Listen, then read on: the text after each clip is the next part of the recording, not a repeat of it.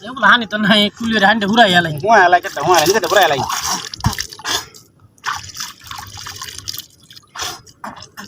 দিলে হুয়া রে এ বেটা নে এ খেলা তোমরা চিন্তা করছো আল্লাহ হাতিটা করে আছে কারো কি তুমি নাকি ধরো আমরা কুলি হতাছি